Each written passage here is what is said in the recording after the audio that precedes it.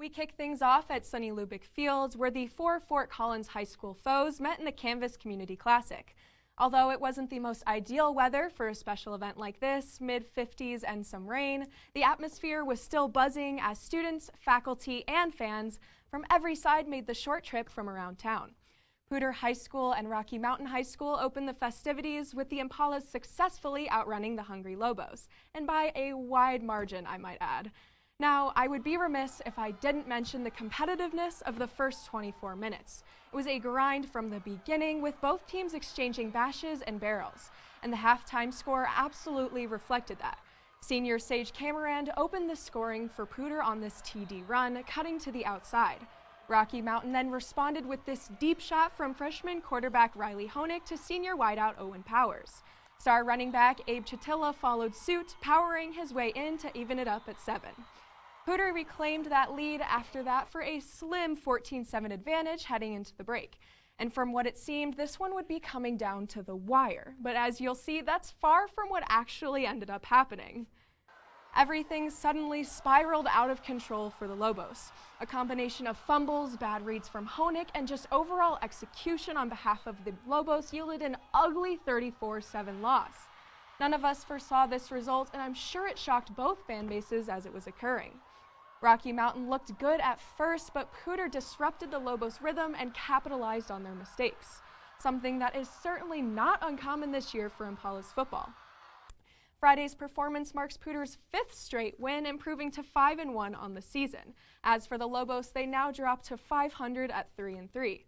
Up next, the Impalas welcome the Fairview Knights to French Field on Thursday, while Rocky faces off with yet another rival, Fort Collins, the following day. Speaking of Fort Collins, Mike, how did the Lampkins face against the Sabercats in the nightcap?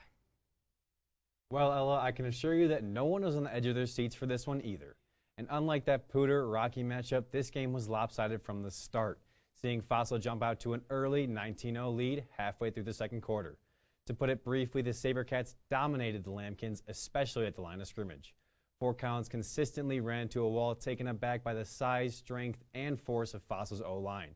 And this was a dream come true for Fossil Ridge head coach Jeff Fulton, whose offensive scheme relies on a lead run option that runs through sophomore quarterback Colton Powlick. Powlick put in a clinic Friday night, overwhelming Foco's defense. The Lampkins would chase him and finally wrestle him to the chilly and dew-soaked turf, only after he weaved and broke for significant positive yardage on them.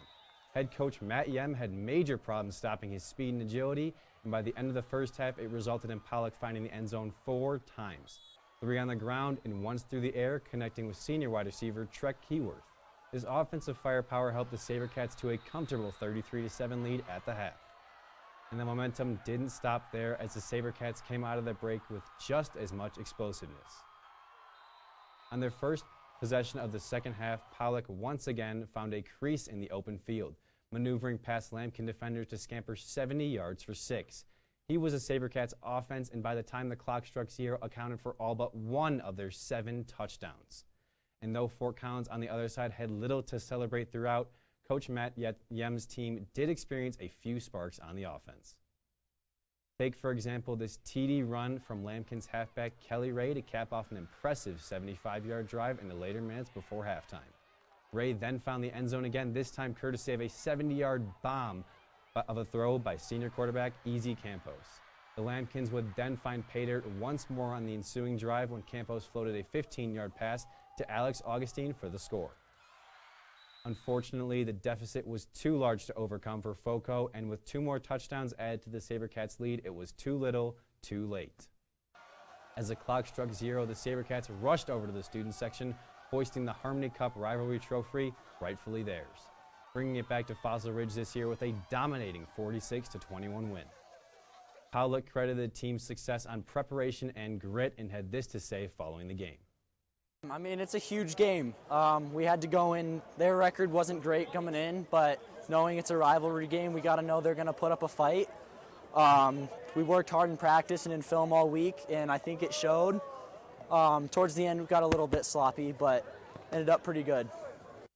Fossil Ridge will now drive southwest to Boulder for a meeting with the 1-5 Panthers on Thursday. If the Sabercats can sustain their incredible success expecting to see them in the CHSAA 5A playoff bracket come early November.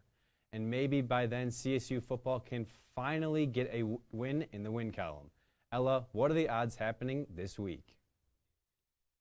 Well, Mike, to be completely honest, I don't know what will happen, but it will definitely be interesting, as Jay Norvell and his Rams will soon battle the team that half of this new roster came from, and of course, Norvell himself.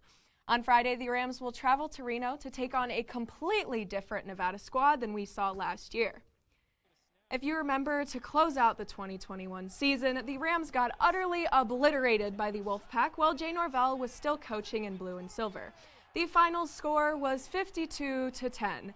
Yes, that is a 42-point deficit.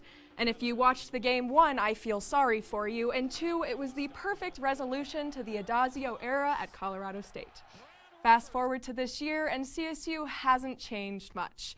But Nevada has taken a back seat since the departure of Norvell to the green and gold.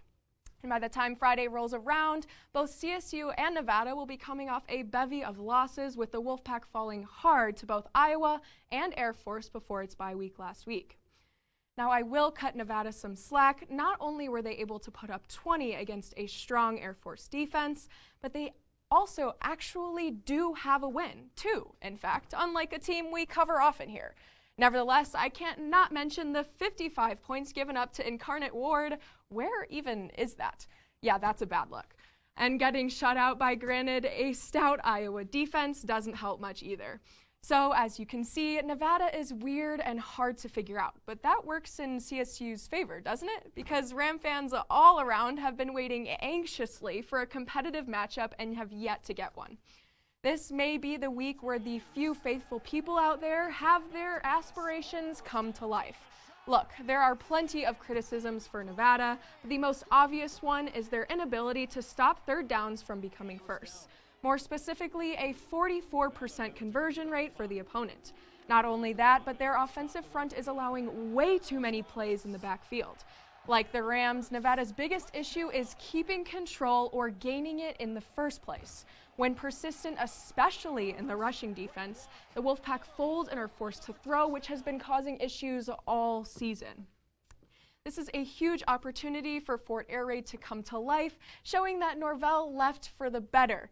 And speaking of Norvell, tune into CAC's Closeout on Thursday for a more comprehensive guide on the coaching switch and how Norvell's first games with CSU have compared to his 2018 campaign with Nevada.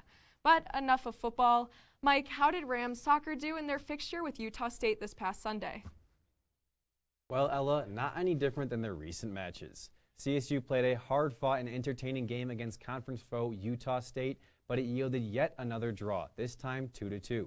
And although Colorado State didn't come away with a win, it was still an energetic and competitive contest. The Rams and Aggies were both forces on the offensive end, beginning with this majestic launch by Alex Day in the first 5 minutes. The Rams responded in kind, though, after a corner kick sailed all players in the box. Caroline Lucas tracked it down to butte a beautiful volley to Taylor B. That did it for the first half, though. Fast forward to the second, and once again Nevada demonstrated some serious skill and coordination on this finish by Sammy Murdoch. But just 12 minutes later, the Rams' leading scorer, Liv Layton, beat the one-on-one defender with a tricky little left foot tap to the right corner of the net. That did it for scoring, and even with back-and-forth plays, the box score wasn't as close as you probably would have guessed, with the Aggies taking 4 more shots than the Rams and earning 5 more corner kicks. However, the Rams did have much more defensive highlights, with Emily Gavilet putting up 5 saves compared to USU's goose egg of 0. That figure indicates that CSU was 100% efficient when placing shots on goal. And lastly, one of the more important stats, fewer fouls for the Rams.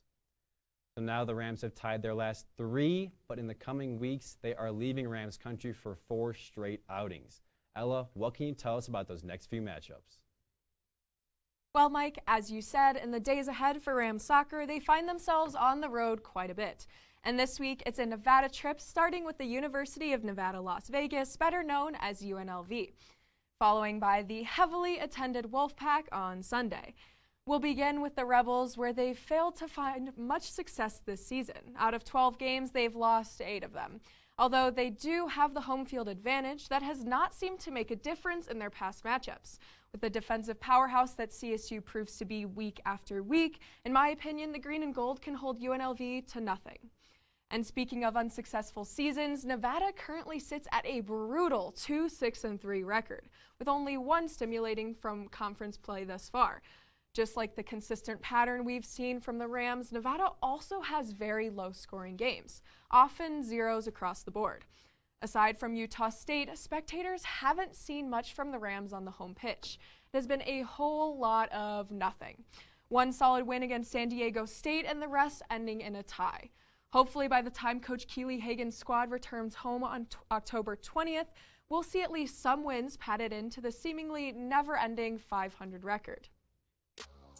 When we come back, CTV feature reporter Taylor Pauman will join us live to give you a detailed synopsis of all that Tom Hilbert has done for the volleyball program here on campus. Plus, more Rams action to get you caught up on, including hockey's doubleheader against the University of Central Oklahoma. All that and more right here on CTV Sports.